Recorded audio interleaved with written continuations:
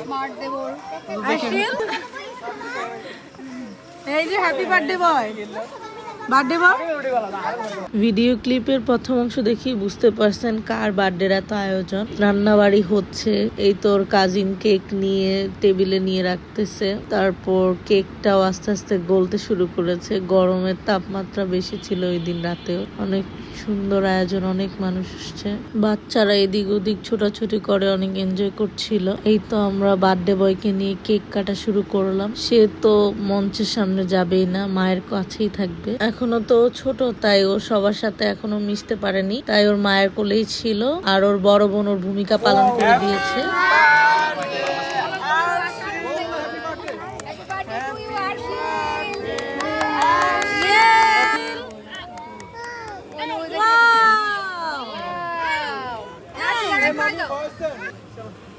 তুমি শুধু আর্শিলেন নিও, পরে আমার দিয়ে দিও।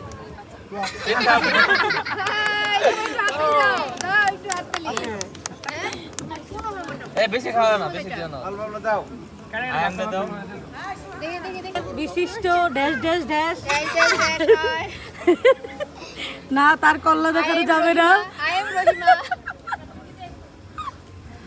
সে কেক কাটছে। আমি তোমার 5 নম্বর মামি, এটা বলো। পরিচয় দিতে লজ্জা পাচ্ছো? নো নো, কেন? আমি মেকআপ ছাড়া দেখে পরে আসবো। একটু স্বাস্থ্যটা ভালো হোক, তারপরে ক্যামেরার সামনে আসবো। সেই অপেক্ষায় আমরা রয়েছি। কেক কাটিং পর্ব শেষ করতেই তারপরে সবাই খেতে বসলো। তেহারি আইটেম করা হয়েছিল।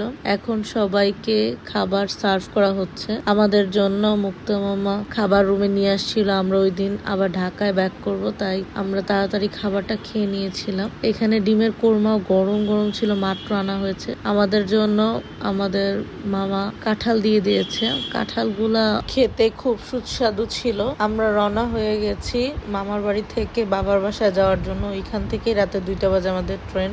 ওই যে রাতের বেলার কি সুন্দর মামার বাড়ি দেখা যাচ্ছে। সবাই ভালো থাকবেন, টাটা, বাই বাই।